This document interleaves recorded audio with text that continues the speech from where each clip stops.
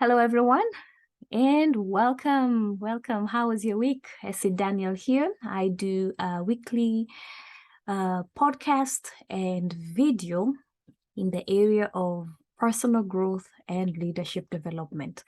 It's always an honor, a great honor to be here with you. I cannot tell you how much I look forward to coming here and just being with you as we expound on these two topics that are related to each other: personal development and leadership growth. The reason I say the two are related is because we cannot grow unless we are leading ourselves well.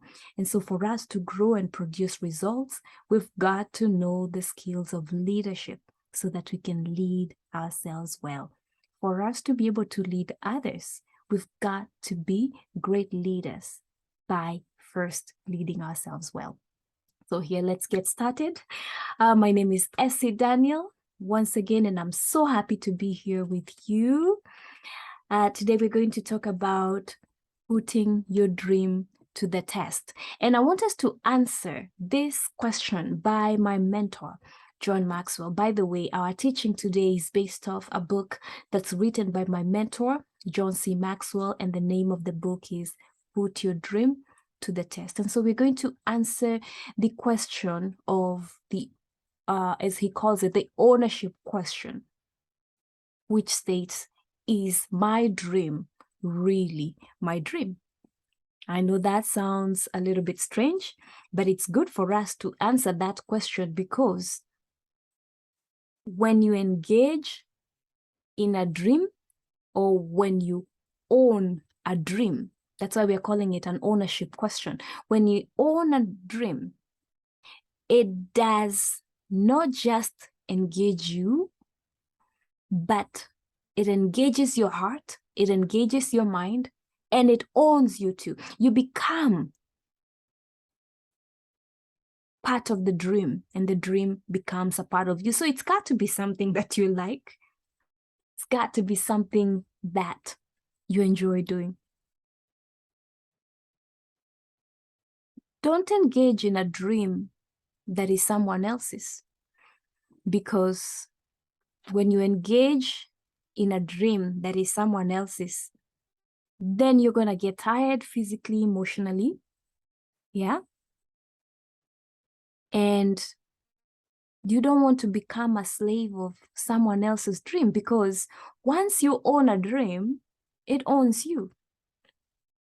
So is your dream really your dream? Or is your dream someone else's dream? I want us today to focus on just answering that question, because when we answer that question, then we will be more courageous, more intentional with the things that we do, where our time goes, and how well we live our lives. So the first statement I want to bring to us is leadership is the key to owning your dream. Self-leadership is the key, is the first key to owning your dream. And the reason I say that is you want to take an active leadership role with yourself so that you can be able to own your dream. So that when you say, tomorrow at 8 a.m., I will work for 45 minutes nonstop on chapter 2 of my book. See, that is a decision that you're making yourself. There'll be no one supervising you. And unless you're disciplined, unless you've taken an active leadership role with yourself, you could easily get away with just saying and not doing. And so leadership is key. We've got to lead ourselves well so that we can lead others. We've got to lead ourselves well so that we can achieve our dreams, right? And so we've got to take that active role of leadership with ourselves. And as we've just said, that we've got to love what we do and do what we love. Don't just fall in the trap of Loving other people's dreams. Love your dream. Identify what is it that you love to do and do that for a living. Get paid to do it. Don't look at someone else and desire what it is that they're doing and say, hey, she makes good money. She's got time in her hands and she seems to enjoy it. So if she can do it, I can do it too. I agree. If she can do it, you can do it too. But the question is it your dream to do what this person is doing? Is that what you were created to do? Is it something you're passionate about? Or is it something that someone else is having fun with? And so now you want to try and do the same so that you can make money. Now, let me start by differentiating these two things. One, there's your dream, what you do and what you need to do so that you can fulfill your purpose, or you can reach your potential here on earth. But then there is what we do so that we can make a living. We can have food to eat, a roof on our heads, and meet the basic needs in our lives. These two are different. But the day you can marry the two, if what you love to do is what gives you a living, is what provides a roof on your head, over your head, and also puts food on your table, then you are living your dream. But until we get the two together, it is okay to do an odd job, because that odd job is what will fund your dream. The one thing that we ought to remember is we've got to be careful. Otherwise, we could find ourselves doing odd jobs for a prolonged time than we're supposed to. So we always have to be alert so that our dream is funded by an odd job if we must, but we are not doing that odd job for the rest of our lives. There's a verse in the Bible that I love, and it says, make it your ambition to lead a quiet life. Mind your own business. Work with your two hands so that you may earn the respect of others. If you do a little folding of arms, you'll be poor. You'll be hungry. And that being said, we have to start somewhere. Anything that our hands find to do, we've got to do it so that we can have a roof over our heads and food to eat and live life, right? But then when you leave that fast phase, that's the lowest tier there is. You want to work towards being stable. And then after the stability phase, you want now to focus on living your dream. So how do you get to living your dream? You definitely need to do some work while you are in the middle tier. That means you may have to pull an extra shift. That means you may need to do an odd job so that you can not only get out of debt if you're in debt, but also fund your dream. And today we are talking about our dreams. And so the question is your dream your dream? Because what's going to happen is when you decide that you want to do something, you want to be certainly sure that it is your dream. because it's going to engage your heart, as we stated in the beginning. It's going to engage your mind. And you do not want to become a slave of someone else's dream, because once you own a dream, it owns you too.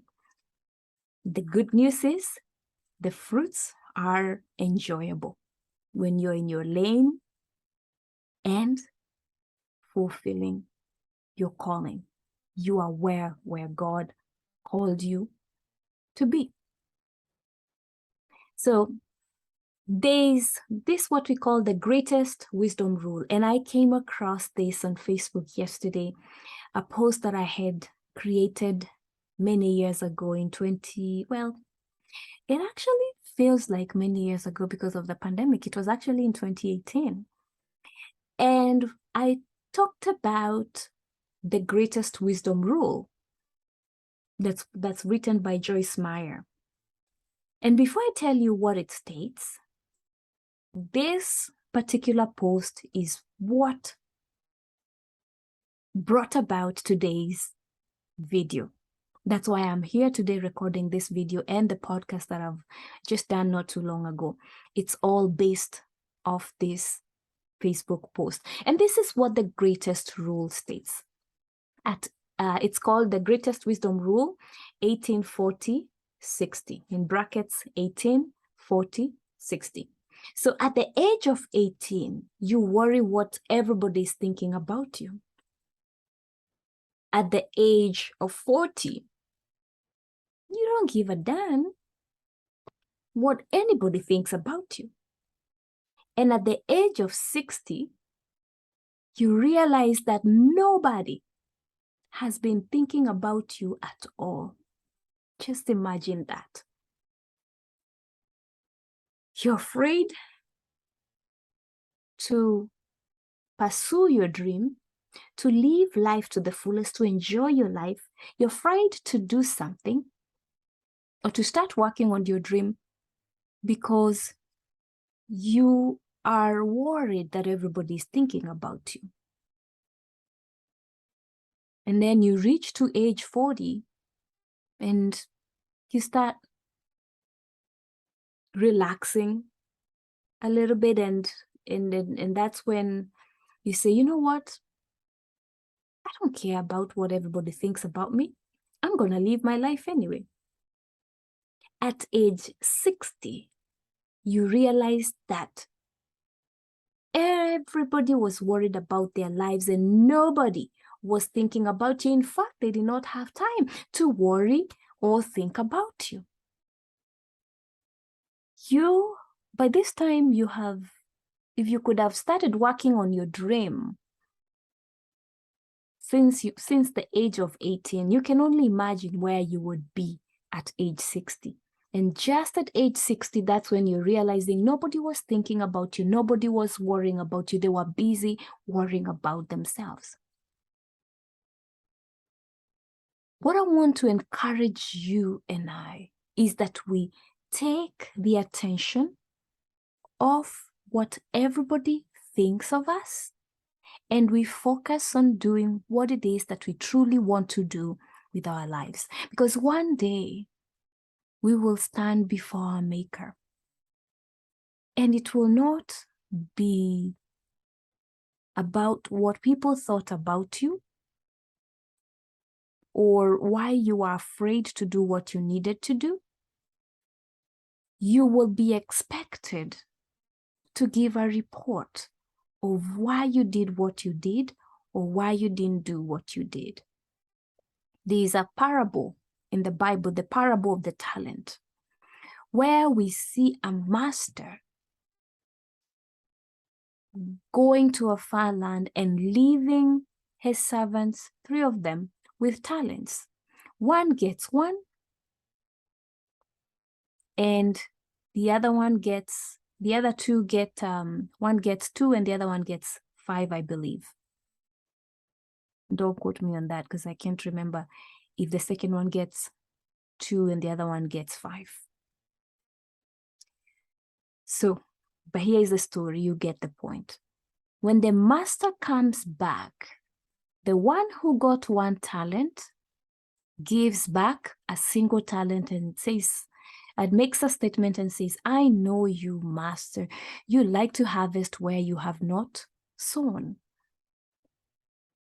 And the master takes, and very angrily takes the talent and gives it to the other person that multiplied their talents. Then we see the second person who returned back to, and the third servant or person who gave back 10.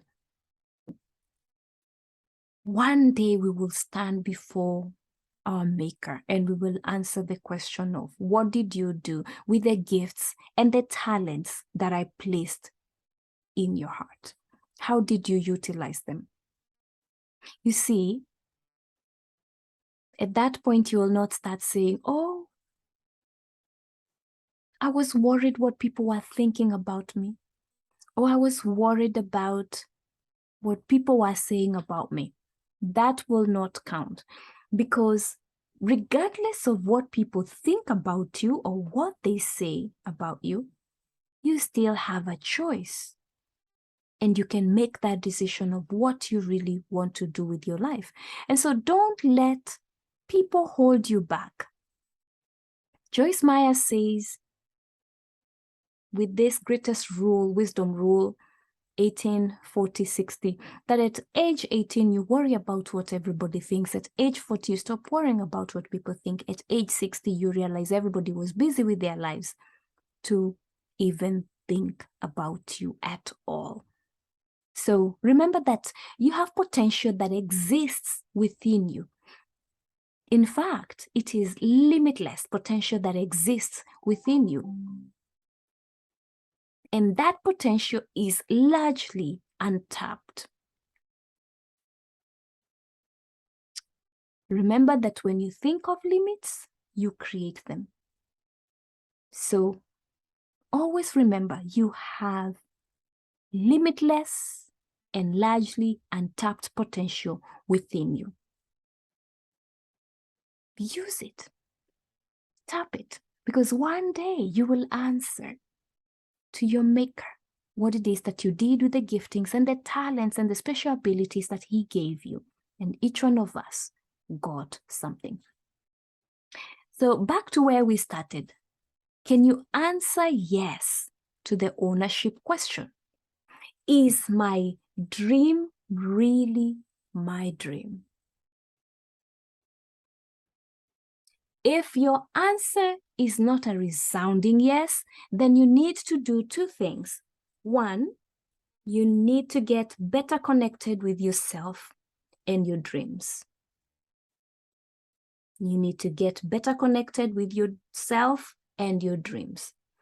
Number two, you want to develop enough confidence to take ownership of your dream. And to better understand yourself, I want you to answer these 4 questions. I really, really want you to write these 4 questions down, because these are questions that will help you know for sure if your dream is truly your dream. So question number 1, what would I do if I had no limitations? What would I do if I had no limitations? Think for a moment. If nothing was holding me back, there are no limitations. You name it, whatever the limitation you can think of, you name it. What if there was none of those? What would you do? And then question number 2, what would you do if you only had 5 years to live? What would you do if you only had 5 years to live? And then question number 3, what would you do if you had unlimited resources? What would you do if you had unlimited resources? And finally, what would you do if you knew that you couldn't fail? You see, once you've answered these questions thoughtfully and honestly, I want you to spend some time in quiet reflection to better understand your dream. And again, have your notebook and your pen with you, because this is going to call for a lot of thinking. So be in a quiet environment where you can do some quiet reflecting to better understand your dream. And then I want you to do one last thing.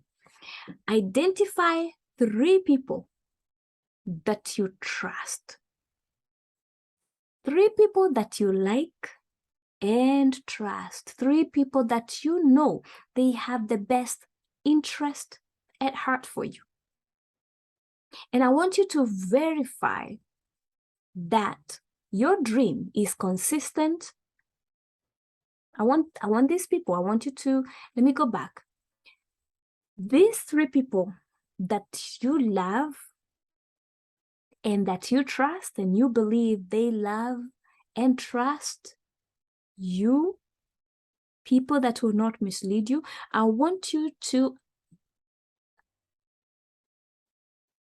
take your dream to them. Share your dream with these people